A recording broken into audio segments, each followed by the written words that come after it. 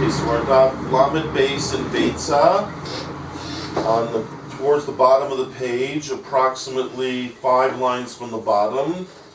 The Gemora begins to discuss the part of the Mishnah that says you're not allowed to make charcoal on Yom Tov, and the reason Rashi says that the Mishnah means is because, like all the other things in the Mishnah, you're not allowed to do it because it's making a kli. Okay, so we're looking at that as an Isser D'Rabbanan. It's not a real kli, but it's like a kli. So Rashi says in the Mishnah, that's why the Mishnah is telling you can't do it, because it's like making a kli. Okay? Says the Gemora, Pshita, what does that mean, Pshita? Not Pshita that it's a kli, but Pshita that it's Usser.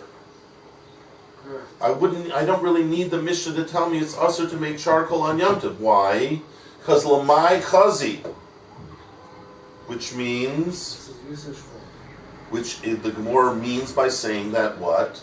Think about what it's really used for, which the answer is what?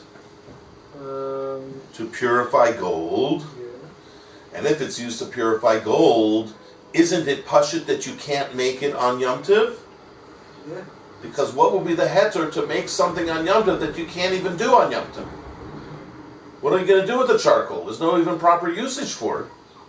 Because people usually use it to purify gold. You can't do that on Yom Tov. So Lamai Chazi here means more than it normally does. We're not just saying, by the way, what is it used for? We're saying, think of for a minute. What is it really used for? It's used for something that's really Asur on Yom Tov. So what would be the Havamina that you could actually you make these on Yom Tov? There's absolutely no Havamina. So I don't need to be told by the Mishnah I can't do it because it's making a kli. I already know myself, even if I didn't know it was called making a kli, I would know it's Asur on Yom Tov, because what? I'm doing it for the sake of purifying gold, which is for sure Asur on Yom Tov. So there's no heter to make B'chamim to think I'm going to purify gold. It's not mutter on Yom Tov to do that. Okay. So therefore the Gemara is claiming what? It's Shita, that it's Asur. I don't need the Mishnah to tell me that it's Asur. Again, the Mishnah is saying it's Asur. Why? Because it's called making a kli. But do I really care that it's called making a kli? I know already it's Asur. Pshita that it's Asur. Because what in the world would I need these B'chamim anyways for? Most people in the world use it to purify gold. To be a fire that's so hot that it's going to purify gold. Well, I can't do that on Yom Tov. So therefore the Gemara is implying I don't need a Mishnah to tell me it's Asur. Because I already know it's Asur. What in the world would make it mutter? You can't purify gold on Yom Tov. So the Gemara has to be mechadish. There is another usage that you might have thought is mutter. So is there a lift something over here that we're missing? Well, I don't think you should think about it now. Just think about it at 5:20. Okay. So Tanya Rabbi Chaya. Chia. Yeah. So Rabbi Chia taught is it a Mishnah? It's like a brisa that he seemed to have, although it looks more like an Amoraic statement. But look at a brisa that's like an appendix, as it were. It's like an addition to the Mishnah. Why do you say? He's going to be really talking about our Mishnah. This is like... Yeah, so it's more like his answer to our question, more than a brisa. But it says Tani, which usually implies he's bringing a brisa. Right. But the wording is not at all the wording of a brisa. And what it's really doing is answering our question. Why did the Mishnah need to tell me? It was only necessary to tell me in a specific case. But you're right, in the normal case it would for sure be clearly Asur, and therefore no Chiddush. Okay, no Netzricha Aile, the Masuran, the Musran. The Musran, the Olairin.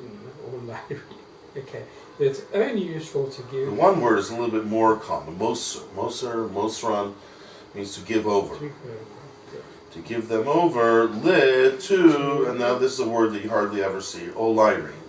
A person who looks after bathhouses. Okay, so let's get the whole phrase over here.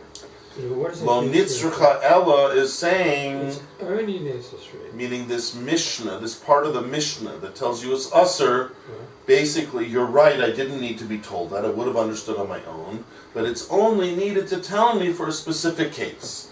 For a case where I would have thought to make charcoals to do what?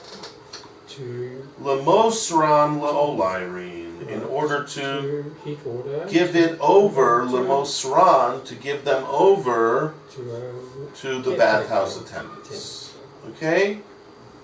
So that's where I might have thought maybe we would permit you on Yom Tov, because of course we think at this point it's mutter to have a hot bath on Yom Tov. So therefore I really need to help these bathhouse attendants to do their job, and it's not the same as the people who purify gold. There I know I can't make charcoal for them because it's not even a Yom Tov activity.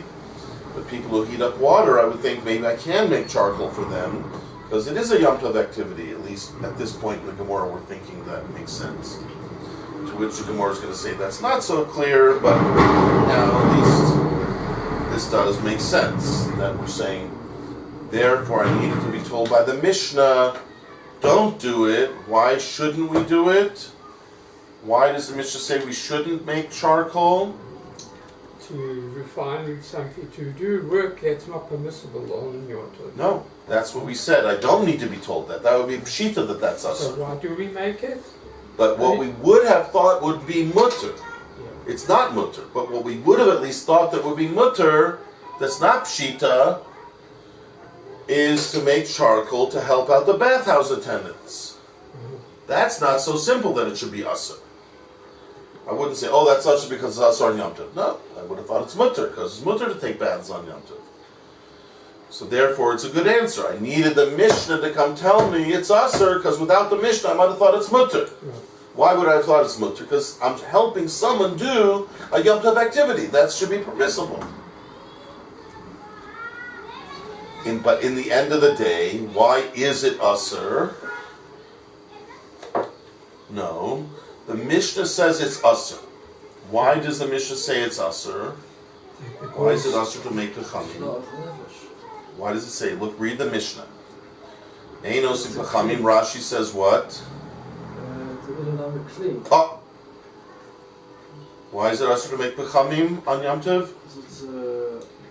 It's a kli. It's a kli. So if I make it, what is it called I just did?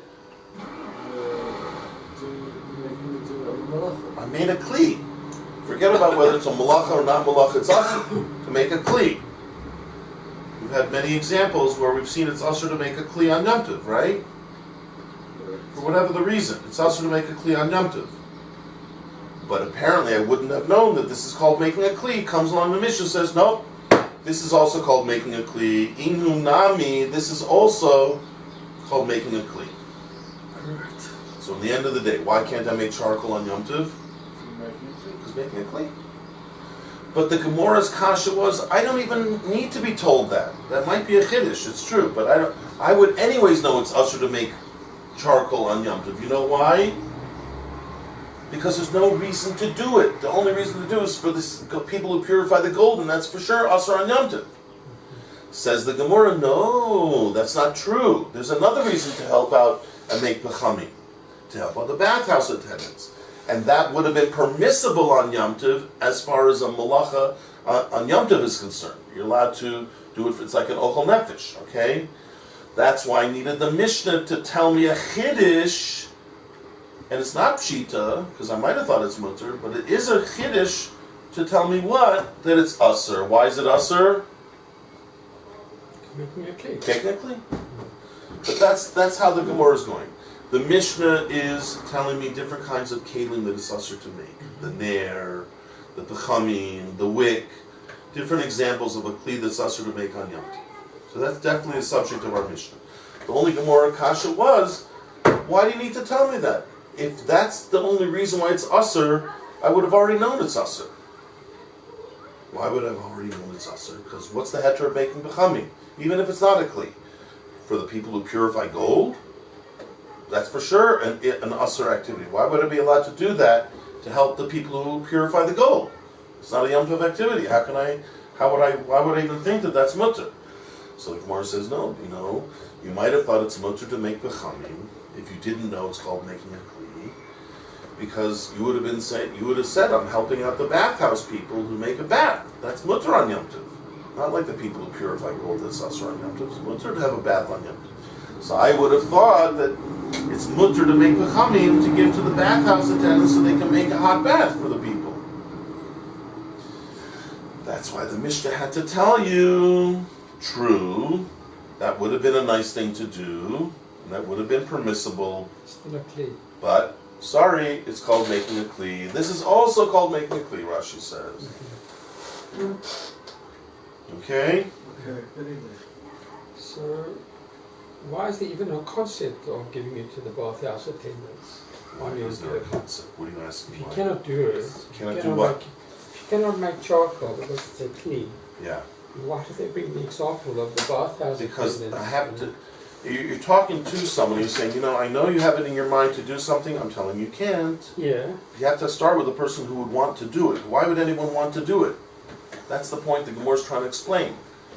I only have to tell someone something is asur if they had in mind to do it. Now, why would anyone have in mind to make pechamim? There are people who would have it in mind. Like you say to someone, don't drive a car on Shabbos. Why? Because you keep Shabbos. No. But again, it has to be someone who would have thought it's mutter to drive on Shabbos. Let's say you're talking to someone who never learned any Hilchos Shabbos. Yeah. So I have to tell them it's asur to drive on Shabbos because I know most people would think it's mutter to drive on Shabbos. You know why? Because it's easier to get places in a car, and if Shabbos is a day of rest, most people would tell you, I'm resting by driving in my car. I feel I'm resting, right? I'm sure you've heard that argument before. I feel rested by going to the beach, by driving to the beach. It makes me feel rested. So what are you telling me? On the day of rest, I can't do that? So again, you start where the person's starting. If he's starting with a supposition that Shabbos is a day of rest, he's going to have trouble with the fact that he can't drive on Shabbos. So you need to tell him it's asur to drive on Shabbos. Because you're dealing with someone who had in mind that it would be mutter to drive on Shabbos. So you know that your first call of business has to be to tell him it's asur. For reasons beyond his understanding. Right? Because you turn on the thing, it turns on a fire, does this or that and the other. Right? But you have to start with someone who would think that it's mutter. Why would anyone think it's mutter to drive on Shabbos? It has to be someone who would know that Shabbos is called a day of rest, and they would think, for them, that's called rest. So I'm just trying to get my head around this, but comes along Rabbi Chaya, and he says, no, it's only necessary to give it to the bathhouse. He's answering the original kasha. Yeah. The original kasha is, nobody in the world would ever think that it's mutter to make pechamim, even if they had no idea that it's called making a kli. Right. Nobody in the world would think to do it. Why are they wasting my time over here? So he may be talking out of Yom Tov. He may be talking... He meaning Rabbi Chia? Yes. He's talking out of Yom Tov? What do you mean out of Yom Tov? So it's only given to the bathhouse on Yom Tov? No, on Yom Tov on the day before Yom Tov. No, on Yom Tov. Is Rabbi Chia talking about Yom Tov? He's explaining the Mishnah. Yeah. The kasha was, the halacha in the Mishnah was unnecessary. Pshita means it's unnecessary. Yeah, got that. Why is it unnecessary? Because even little old Hillel Faerman would know that. Even stupid old me would know you can't do it on Yom Tov. That's what Pshita means. Pshita means, I don't need a Mishnah to tell me that. I would know that on my own. Okay. Why? Stop and think for a minute. Why? Because you're making a thing. No. Even if I had no idea that it's a... Telling me that I would know it on my own is saying, even if I never saw this Mishnah, this Mishnah tells me it's a kli. Right. But I'm saying, even without that, I would know that on my own that it's asur. Without any relationship to a kli. I myself would know, without anybody in the world telling me, that it's asur to make pechamim on Yom Tov. You know why? Because who would use pechamim anyways? People who purify gold. And bathhouse. No! At this point we don't know about that. That's going to be the answer. I'm trying to explain the kasha that the answer of Rabbi Chia will make sense. That means before Rabbi Chia I did not think that people are going to give it to a bathhouse attendant. I thought it has one job, giving it to the goldsmith, and that's it. That's what Rashi said in the Mishnah. That is the job of pechamim.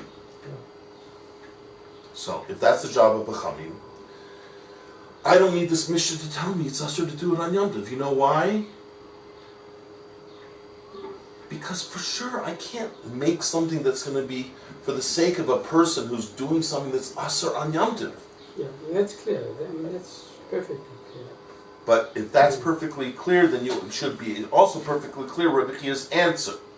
Because look at the question. The question is, in real language, this part of the Mishnah is completely unnecessary.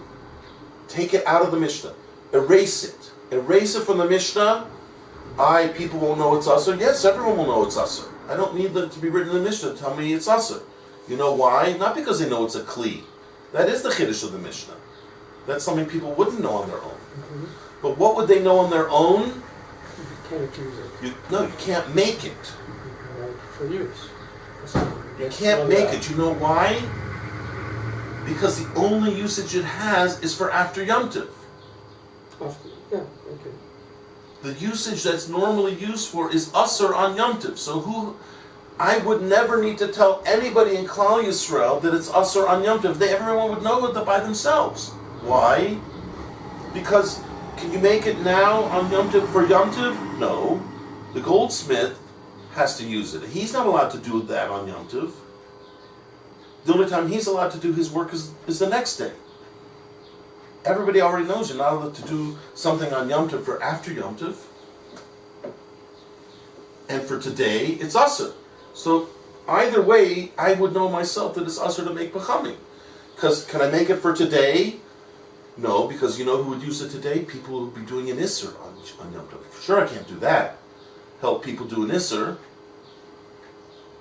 And to help them for tomorrow, to do something today so that the people have B'chamim tomorrow to purify the gold tomorrow, for sure that's usher. Everyone also knows that.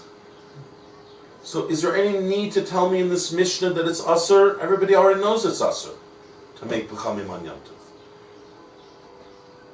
Not for the reason the Mishnah says, but for a more general reason. For a more obvious reason. Because there's no reason in the world to say it should be mutter. Who in the world uses it? Goldsmiths.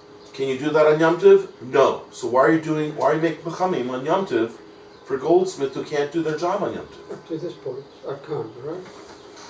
That's the kasha. We're dealing with the kasha right now. The pshita. Pshita l'may chazi. That's the kasha. No, that's good. Okay. So that's, in other words, I don't need this Mishnah. I don't need the Mishnah. Why? Because I know already it's usher. Not because it makes it clean, just because who in the world will want to use it on Yom Tov? You can't. I'm going to make B'chamim for some guy to go do an Avera on Yom Tov? Obviously not. Or my alternative, I'm going to make it on Yom Tov for him to use the next day? Obviously not. So I already know this halacha, that I can't make B'chamim, even if the Mishnah wouldn't have told me. So this Mishnah is completely extra, completely obsolete, completely unnecessary. Some of us didn't know this. What? That you don't make charcoal. Why would you think it's mutter? I would think it's make mutter, heat the water, because water is necessary. Water? What water? Nefesh, What have water? a shower, a bath. What water? People don't use it for water, people use it for goldsmith. That's what Rashi said in the Mishnah, that's the usage. For tzorfei zahav, Rashi said in the And Mishnah. then, according to Rosh, is the only reason that you... And you see from the Pshita that is what the Gemora thought. It has only one use, that's it. That's the main usage. What other usage? If that's the main usage, why start to think about other weird usages? If that's the main usage, then I assume if someone's making it, they're making it for the main usage. I mean, really, I'm not arguing the point. It's just the thinking is strange, because I would have thought that heating water is much more common than making gold on... But what do people usually heat water with? Have you ever heated up water? Have you ever gone on a camp trip and heated up water? We never used to heat up there. They use wood charcoal? You never cooked anything on a camp trip? How do you cook things? We took stuff with it, we barbecued. Barbecue. How did you barbecue? Excuse me. What? Charcoal. You brought charcoal with you? Yeah, you can buy it in packets. Yeah, the shop. No. When we went on camping trips, Okay, if you went on a few weeks, you have a tent, you don't bring a lot of charcoal. Never took a charcoal on a trip. You know what we did? We chopped down a tree, we chopped it into little kindling, slightly larger sticks to catch from the kindling, and then bigger logs to catch from the smaller. We didn't make charcoal. You burn logs on a fire. Maybe in those days. No. That's how people used to heat water. Sorry, you take wood, you make a fire, you put the pot over the fire, and it boils water. That's how people used to do things. If you go outside this deli here, they got piles of charcoal in packets. But people did not used to do that. Sorry, what people about used cooking? regular wood sticks, wood chips, and What wood. about cooking? So it's a historical. But what about cooking food? Like we use charcoal for our barbecues at home. But this one you want a barbecue, but not a normal cooking. Normal cooking was done with wood. Wood, small chips, wood sticks, wood logs. It was that. Wood. Right, yeah, okay. So you want to cook something, put wood on the fire. Right. That's what normally people use in a fire is wood, not charcoal chips. According to this in Roshi, they're only used for charcoal.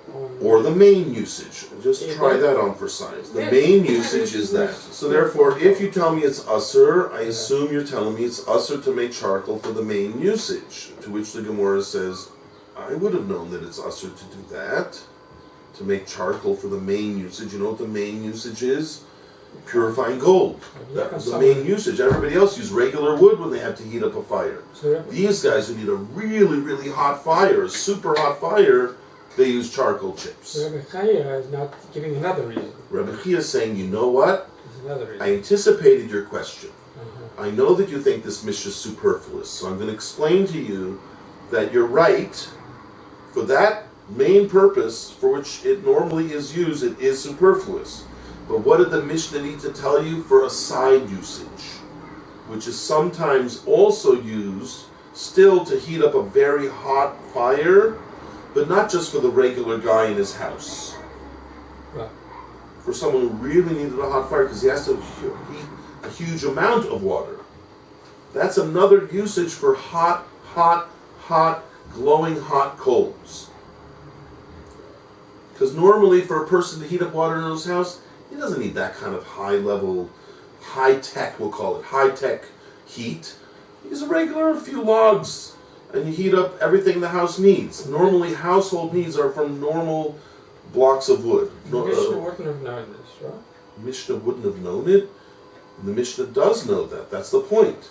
And that's why we're saying, why would the Mishnah have to tell me that if everybody knows, and certainly the Mishnah knows, that the normal usage of these really high-tech, hot things called charcoals is to heat up to such a high heat that you need to purify gold. Right. And he's saying, no, there is one other usage for very high level heat for the bathhouse attendants because they have to heat up huge amounts of water. And it's not like in the house where you just do small amounts for whatever you need at the time. You have to heat up for the whole town. The whole town has to be able to come and get water. And the Mishnah's telling you, don't do it. That's what the Mishnah is saying. Oh. If you would think to do that, because that would be a usage of Yom Tov, and it would be why someone might need this high-level heat charcoals, that we're telling you is usher for a whole different reason than you would have imagined. Because this is also called making a kli. And therefore, the Rabbanan are very upset when people make kelim on Yom Tov for a whole different reason that you may not have known. We're telling you no, because this is also called making a kli. So why did Mishnah have to tell us this? Because you would have thought you could do it, because you didn't know it's called making a kli.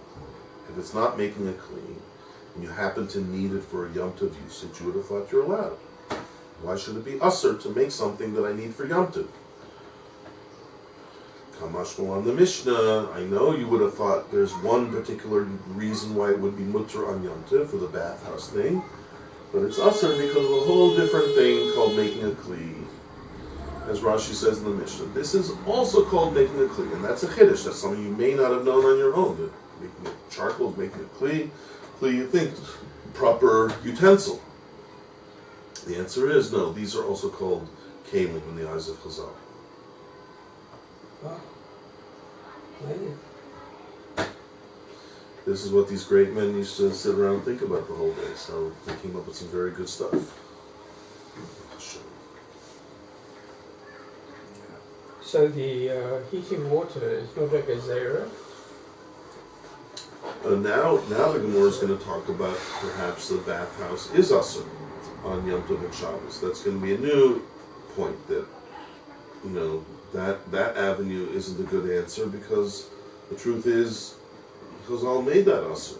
So that's going to be a new problem that we now have to encounter. But up till now, we've answered the basic question. Why would I need to be told that this is usher? Because in my mind it would have been mutter for one particular Yom Tov need called making a bathhouse fire, and the Mishnah had to tell me therefore don't do it because making it clean. The Gemara is going to say, but how in the world would you think it's mutter for a bathhouse attendant? Bathhouse attendants are not really allowed to go to a bathhouse on Yom Tov, so scrap that idea. That's going to be the next problem.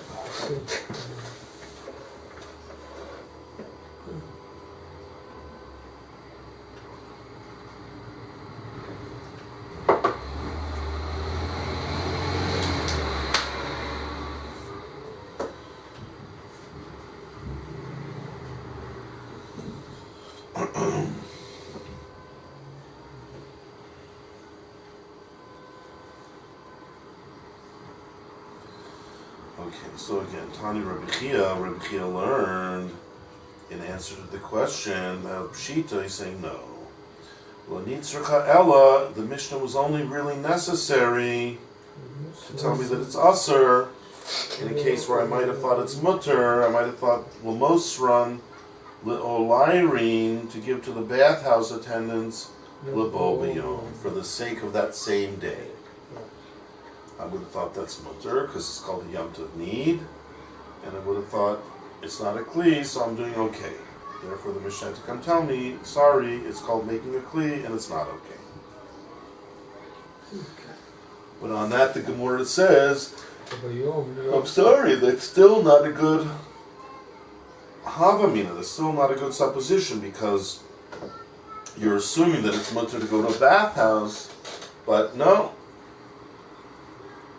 Read truly? Yeah. Babayam, Mishari. Meaning? Is it permissible on the day? Is it permissible to do what? To heat up a bathhouse for even that same day. Because that implies it's mutter to go to a bathhouse on Yom Tov. And the answer is that we don't think it is mutter, so therefore we have a problem. Because why do we think it's usher to do? Dama Oh no, this is going to be an answer. Gemora was going to be a true answer. So I'm asking you personally, why would you think it's Aser? There's a Rashi on this. Remember what Rashi says?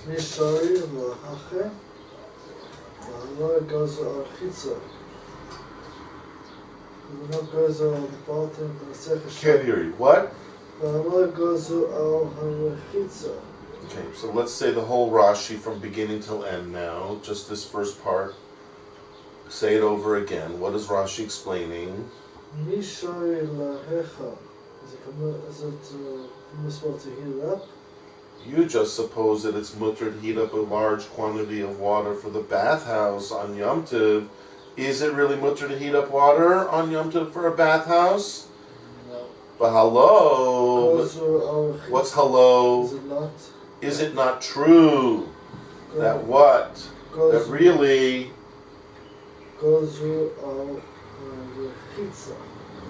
that really the Rabbanan have forbidden to what?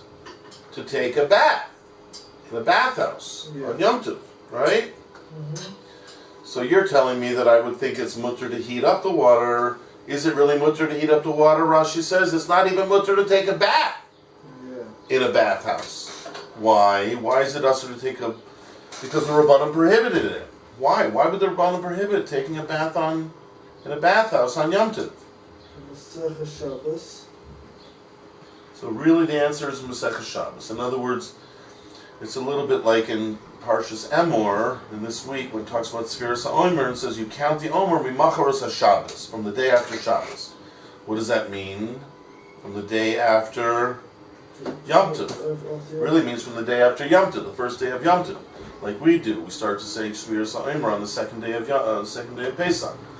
Right after the first day of Yom Tov. That's what the Torah means when it says Nachar Shabbos. But that means Shabbos and Yom Tov are synonymous. You can say Shabbos when you really mean Yom Tov, and Yom Tov means, to some extent, has similar halachas as Shabbos. So Rashi's saying, I'll prove to you that it's usher to wash in a bathhouse on Yom Tov. How will I prove it to you? From Shabbos. Even though many of us would say Shabbos and Yom Tov are two different things. What are you talking about? But in terms of the Gezerah, Rashi says, he feels that if he can prove to you it's usher to do it on Shabbos, that's also proving to you that it's usher to do it on Yom Tov, right? You see, that's the way this Rashi is operating. He said it's usher to heat up water. Why? Because it's usher to go to the bathhouse. Why is it usher to go to the bathhouse on Yom Tov? Because I'll prove it to you, because it's usher to do it on Shabbos. Well, how does that prove Yom Tov? Because Rashi's convinced that if they were gozer on Yom Tov, on Shabbos, the same way they would be gozer on Yom Tov. Gozer? Gozer? To make a decree. Like a zer is a decree, right? And he says gazrinam, or gazru, so that's the past tense of making zer, making a prohibition. Okay, so he brings Maseches Shabbos. What does it say in Maseches Shabbos? A chiddush, that what? Vafilu. It's usher to go to the bathhouse, even if what? It's heated on that day. Even what? Erev Yom Tov. Erev? Yom Tov. No, it's not talking about Yom Tov there. What Yom? Ojon means Erev Shabbos. That's Maseches Shabbos. So Ojon in Maseches Shabbos means Erev Shabbos. Erev Shabbos. So they forbade you to go to a bathhouse on Shabbos, even if the water was heated up Erev Shabbos. On Erev Shabbos. That seems to be Rashi's proof that if they forbade you to go to a bathhouse on Shabbos, even if I know for sure they did it Erev Shabbos, no one did a malacha over here. But that's the way Gezerahs work, right? How do Gezerahs work? Even if I did the right thing, right? I'm not going to carry a shofar on Shabbos in the street. What do you think, I'm crazy? But am I allowed to blow a shofar on Shabbos? Yeah. No. No one's allowed to blow a shofar on Shabbos. Gezerah. They made a Gezerah. Why? Because they're afraid somebody might not know how to blow a shofar. They might take the shofar to go learn how to blow a shofar through the street. So now all Jews in the world have their hands tied. They're not allowed to blow shofar on Rosh Hashanah. That's a Shabbos. Not fair, is it? That's the way Gezerahs work. In order to ensure that nobody does an Aveira, we make it prohibited for everyone, even if they're doing the right thing. Even if they're the kind of person who would never carry it through the street. And we want to make sure that even the people who might carry it the street don't do it. So how are we going to ensure that? You can't just tell everybody, it's also for the people who might carry. Everyone's going to say, well, I'm not that person, so I'm allowed to blow shofar. No. That's not how Gezerah works. Gezerah works, if you really want to make sure no one's going to do an Aveira, you know what you have to do? Make it forbidden for everyone. No questions. No like, oh, you're a better Jew than me, you can blow a shofar. No. Nobody's allowed. If you make sure nobody blows a shofar, you can be sure nobody's going to carry it through the street to go learn how to blow shofar. Because nobody's going to blow shofar. That's how Gezerah works. To ensure that no Aveira will occur, make it forbidden for everyone, even if you're in the situation that's perfectly permissible. Same thing over here. You can't go to the bathhouse on Shabbos.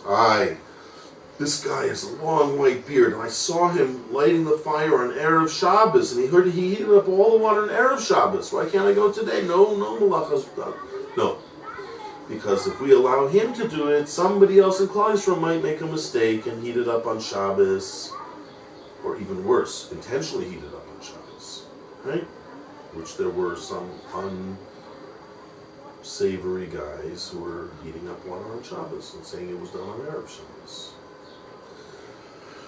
So they made it forbidden, even in a situation which is mutter. So Rashi says, if they did that, if they made it usher to go on Shabbos, even when we know the water was heated up on Erev Shabbos, then Kol Shekain, that it's what? Usher lahachem chamin, to heat up water, lo hutar me'olam. If it's usher even to go to a bathhouse where there just is hot water, certainly nobody's going to let you heat up water, right? So Rashi makes it, again, he's not exactly explaining why it applies to Yom Tov, so it's either because Yom Tov and Shabbos are synonymous, so if it's usher on Shabbos, for sure it's usher on Yom Tov, or maybe the same problem applies. Somebody might end up heating up water for the next day. Could happen even on Yom Tov, right? A bathhouse attendant could say, I need to heat up more water, but he's really heating it up for the next day. Is that mutter? No, that's mamash malacha. Heating up water for the next day.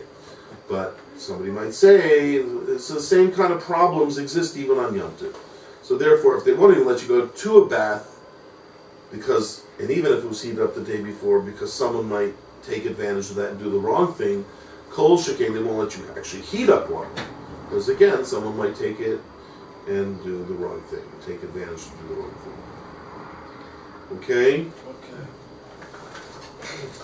So therefore, in terms of the Gemora, in terms of our Gemora, we're back to square one. I mean, Rashi, it sounds very strong from Rashi. Why not we don't have, well, I think in the Mishnah Berurah was even stronger. Yeah.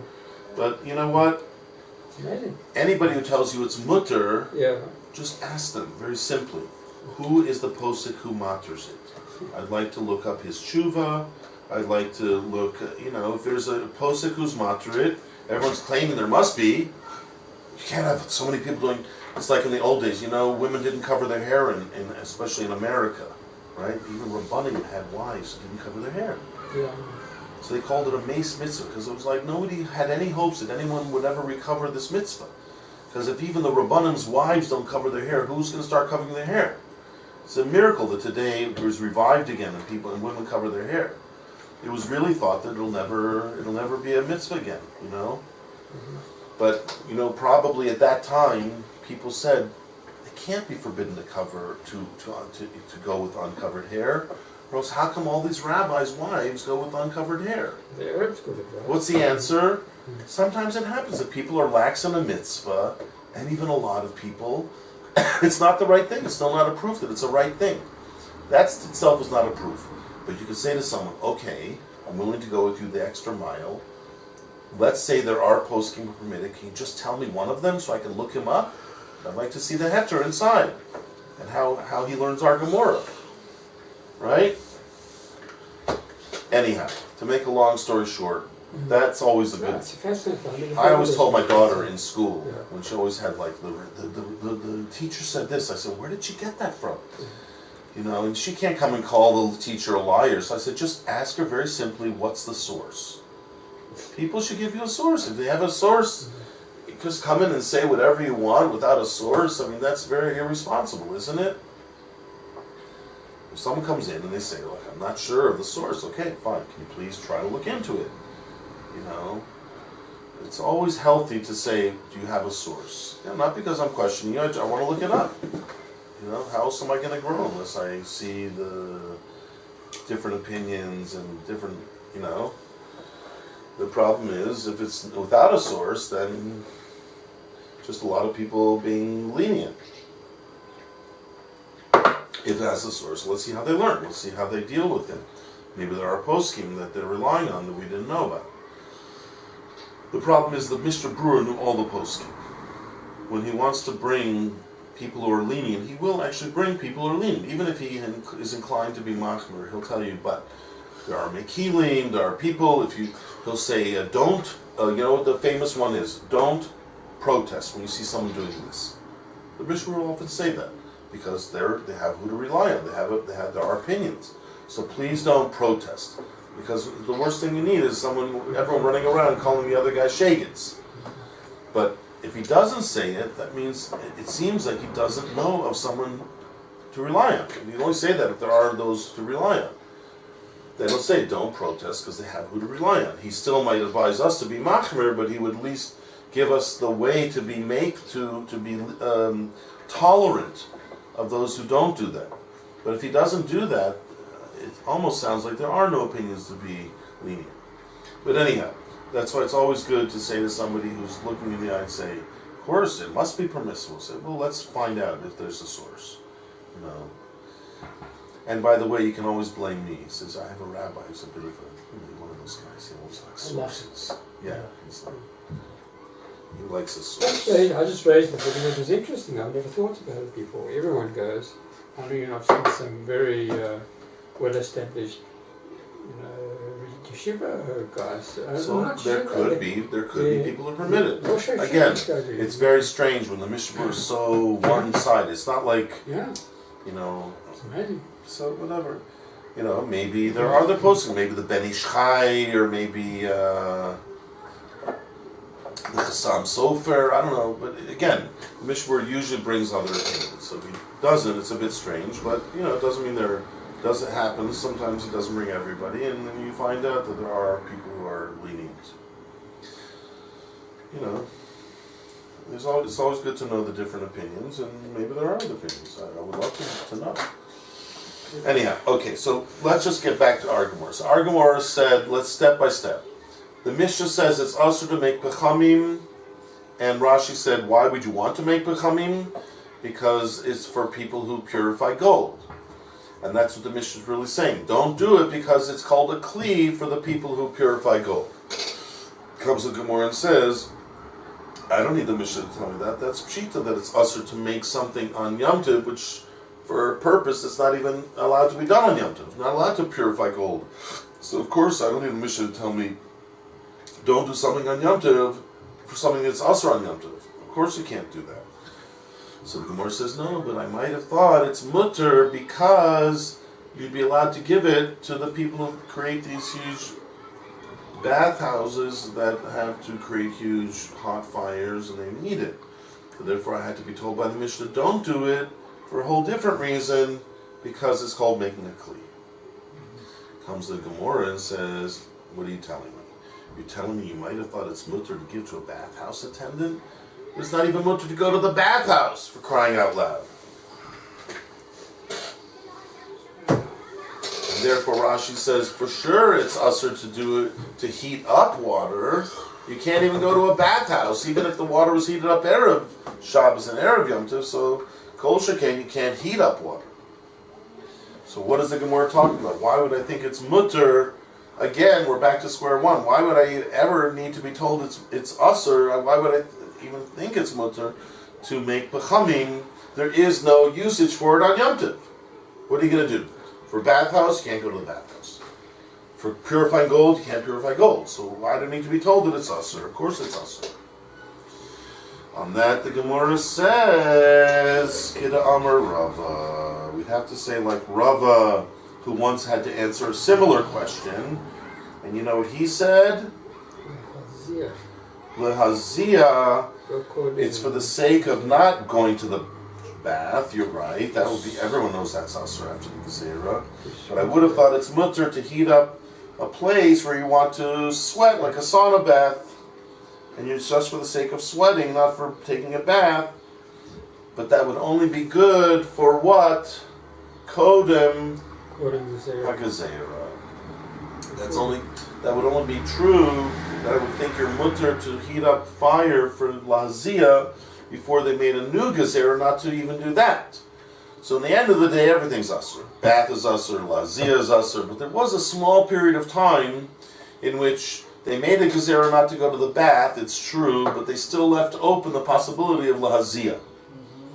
So since there's a possibility of going Lahazia, and by that, in those days, by the way, it was a very popular pastime. Considered sweating to be an extremely healthy form of purifying yourself, or whatever. A very healthy thing. So people used to do it, even on Yom Tov and Shabbos, there was a permissibility. Of course, you had to heat up the fire beforehand. But we didn't suspect people of heating up fires for doing it on Shabbos or Yom Tov, so we allowed people to go, assuming everyone's going to heat up the fire before Shabbos or Yom Tov. bathhouses were usher. Those guys are bad guys that would trick everyone. So we had to make a gezerah early on against the bathhouse attendants. But the sauna house attendants weren't so bad. We didn't make a gezerah right away against them. So there was a period of time in which it was usher to go to a bathhouse, but it was mutter to go to a sauna. Because of that, this Mishnah came along and said, I know that you might have wanted to make charcoal to give to the sauna attendants. And that was for a period of time mutter on Shabbos and Yom Tov to have done that Erev, so therefore it would be mutter to do it on Yom Tov as well. Therefore, we needed to tell you that it's usher because it's called making a kli. So just like Rava used such an answer in his Gemora, wherever that was, in Brachos, Hachanami. Right. You have to say that our Mishnah was there to tell you a Chiddush that please don't do it because it's called making a kli. Why? It was for the time period in which the Mishnah must have existed right between the Gezeras. It was for people who wanted to go to the sauna, and it was before they made a Gezerah, so during that time it was still mutter, and therefore you really might have thought it's mutter to make charcoal for the sake of those saunas. I think the Romans used to use those sweat Who? The Romans. The Romans. Used to use those sweat irons. Yeah, I think even today. I mean, I went to a place where there was a sauna. Yeah, lots of places. A lot of people have private saunas. In Australia, they Right. So since it's something that people want to do, in those days it was much more popular, and there was a period of time in which it was actually permissible to go to one on Shabbos and Yom Tov, because we didn't suspect the bathhouse attendants pulling shtick and heating up on Shabbos and saying it was from before Shabbos, so therefore there was a period of time in which it was permissible. That's when our Mishnah came along and said, don't do it. Don't make l'chamim for that. You know why not? Because the Mishnah said don't do it. Why? Rashi said, the Mishnah, Rashi in the Mishnah, Rashi in the Mishnah. Right? Yeah, and Rashi says the reason is, that's right. It's anyways usher to go to the bathhouse. We're not talking about a bathhouse, we're talking about a sauna. It's usher to go to the sauna too. No, at that time it was mutter. Therefore, there definitely was a reason to tell you don't make the b'chamim, because it's called making a kli. And if it wouldn't have been a kli, it would have been mutter because it's mutter to go to a sauna on Yom Tov. At that time it was mutter. Later it became usher again.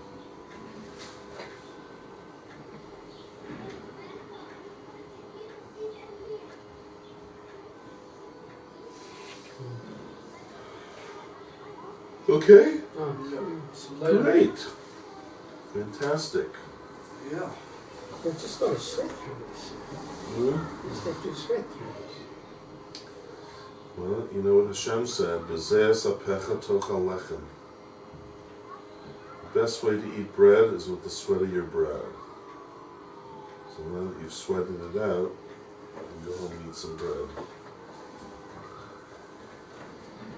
Not only does man live, what does he say? Not only does man live No, man does not live by bread bread alone. alone, but through the sweat of his brow. No, it's actually different. The pasuk says man does not live by bread alone, rather with the spirit of Hashem. That's the actual pasuk in Chumash. People don't know that. Oh, man doesn't live by bread alone. He needs, movies and this and that and the other. No, that's not what the source of that whole saying is Chumash. And what does Chumash say? Man does not live by bread alone, rather by the spirit of Hashem. That's really... So you need bread and spirit of Hashem. That's all you need in life. Okay. In any event, we finished to the two dots. Should we start the new sugya? Yeah. Sure. You're very brave guys. Why? Well, anything new is always difficult till it makes sense, right? You have to Can't slug burn it out a bit. This is burning the candle at both ends, right? All right. We read? Whoever reads the Gemora will give over Rashi to his compatriot. Ein Chotin is a Psil L'Shonim. Shnai. Shnai. You cannot... The Mishnah, we're quoting the Mishnah again, said it's Asur on Yom Tov to what? To give over... Just read it again. Ein Chotchin es a Psil L'Shnai. You're not allowed to give over... cut. Cut. Chotchim is to cut. Thread to two. Right? Which is like a wick for lighting a candle. You have a really long one. It's too long for the one candle. You want to cut it down into two shorter wicks. Correct. So you can use each one in its proper container. Mm-hmm. You're allowed to do that? No. No. Ein chotin. Right? Why? What did Rashi say in the Mishnah? Mishnah. What did Rashi say in the Mishnah? Any Rashi in the Mishnah? No Rashi in the Mishnah. So why does Rashi say anything in the Mishnah, by the way? So it's obvious. It's obvious because it's the third halacha of the Mishnah already. And what were the first two halachas in the Mishnah? I don't want to know the details. I want to know the general halacha. Don't make a kli. Why do I need to be told 3 times don't make a kli? Chazaka. No, because each one, the normal structure of a Mishnah is what? Lo zu, af zu. Not only this, but even that. I.e., an ascending level of chiddush. You tell one chiddush, then you tell a bigger chiddush, and then you tell an even bigger chiddush, right? That's what we tend to do in our own personal lives, right? What is it? Tell someone, lo zu, af zu. Af. Not only this, but even that. Kind of. That's how you say it in English, right? It means if I want to tell you something, first I'm going to tell you the simpler version of it, and then say, and not only that, but even, right? That's where you like to make things exciting when we tell over a story. Correct. Right? This place was amazing because not only did they have regular bread, they even had French bread. Right? You go up the ladder of Chiddush.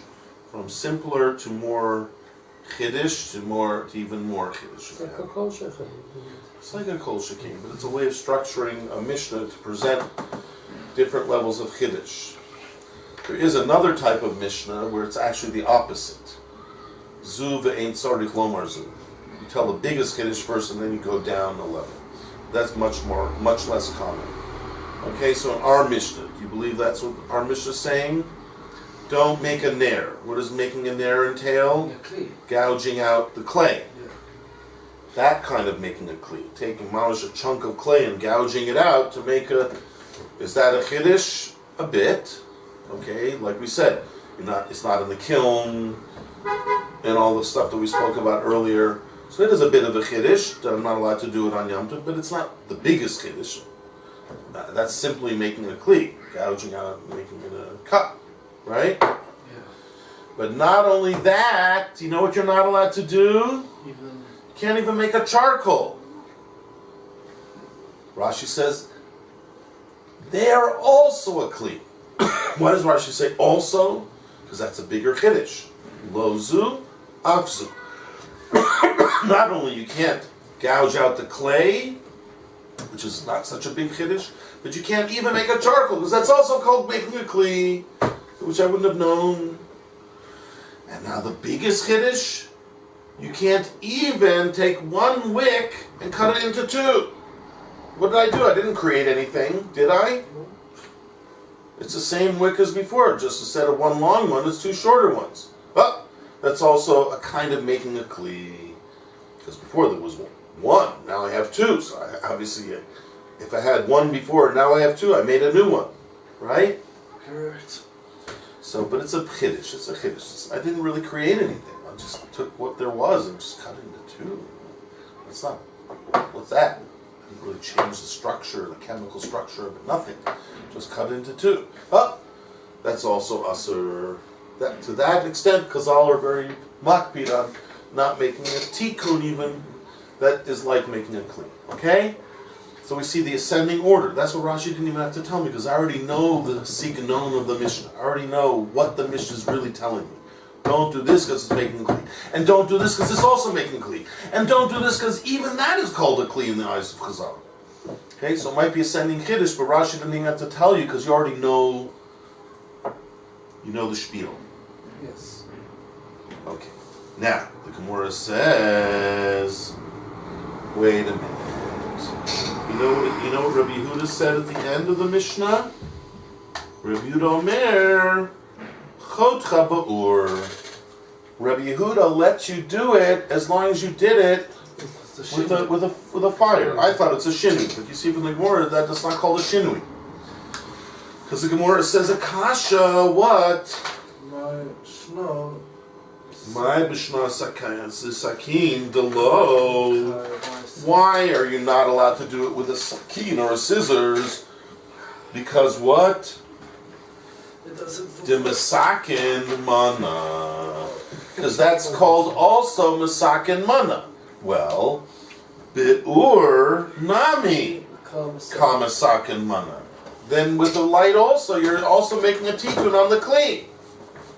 If you're not allowed to cut one wick into two because it's called making a tikkun in the kli, then even if you do it with a flame, you're still making a tikkun in the kli. I thought that would be called a shinui, but the Gemara is saying no, they should be both asur. Why in the world would anyone say it's mutter? You see, it's not such a big shinui. If it was a big shinui, the Gemara said, oh yeah, I understand that, it's a shinui. The Gemara is not saying it. The Gemara is saying, why is it mutter? It's also called making a tikkun. It should be asur. It's a shinui. Not enough of shinui. Cutting it with a flame. Maybe it's very common to cut wicks with a flame, because you don't always have a knife around, but you have a flame. So maybe that's not so much of a shinui. So the answer is, again, Tani Rabbi Chia. Rabbi Chia was very helpful around here. Another Rabbi Chia invention to explain the Mishnah. We already knew that. It's a case of Chodcha ba'ur, but you know when? Only pi shtei neros. Only if it's in the mouth of two candles, right? Imagine like you ever see Aladdin's lamp? It has like a handle and then this long thing that ends off this spout, like almost like a tea kettle. So each one you put a wick, normally. Let's say you only have one long wick. So what did you do? You put one end in this spout, one end in this spout, then you lit it in the middle. Yeah. So when someone sees what you're doing, what will they think? Lighting the candles. You're lighting two candles at once. You're saving yourself a bit of time by lighting them at once. They don't realize you're actually at the same time cutting one wick into two. So it's not an obvious tikkun kli, so Chazal let you get away with it, according to Rabbi Yehuda at least. Please review everything, because I think this all should be very easy, and I don't like seeing you guys struggle over